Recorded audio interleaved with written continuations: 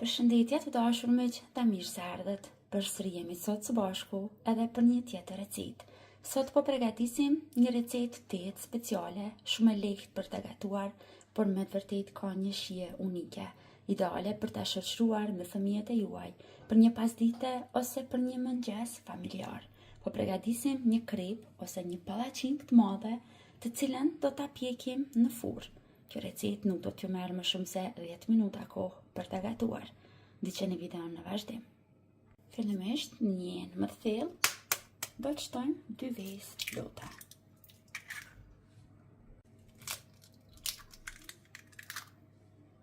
Sipër vezëve do të shtojmë 3 lugë gjelle me sheqer. Vazhdojmë i përzijem një herë, vetëm sheqerin edhe vezët, derisa të bëhen bashkë dhe sheqeri të tretet pak.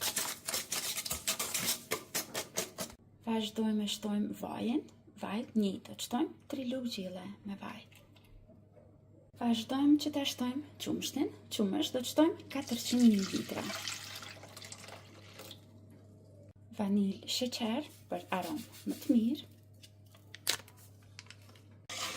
Përzijejmë edhe një herë, derisa gjitha produktet hidhen dhe të bëhen bashkë.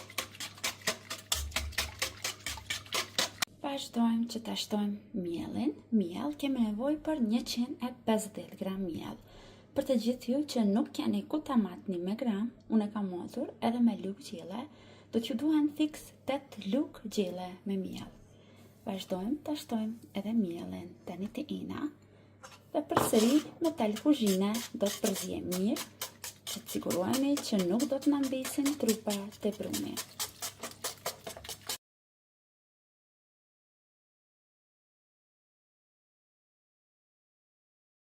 Marrim një tepsi më të madhe për pjekje, por poshtë tepsisë sigurohuni se do të shtroni letër për pjekje. Tani masën që e përgatitëm, ta shtrojmë në tepsi.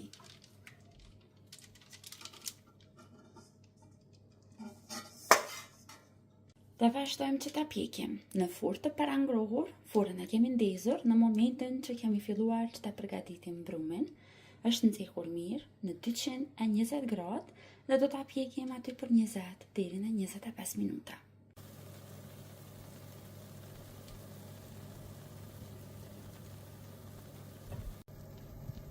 Dhe të dashur miq, krepa ose pallaqinka në furrë tani është gati. Sapo e kam larguar nga furra, të lojmë që të ftofet diku prefërsisht 5 minuta, përpara që të vazhdojmë që ta shërbejmë dhe ta dekorojmë sipër. Dua t'ju tregoj edhe pjesën poshtë. Pra është e pjekur në të gjitha anët dhe është shumë e butë. Tani vazhdojmë e dekorojmë. Mund të dekoroni sipas shijeve të juaja, por fëmijëve të mi u pëlqen që ta bëj me Nutella pak. Shtojmë edhe pak sheqer pluhur.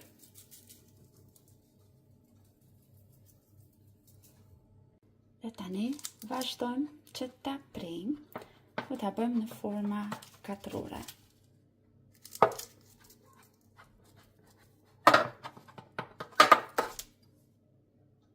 Shpresoj që do ta gatuani edhe ju dhe do ta shijoni me familjet e juaja.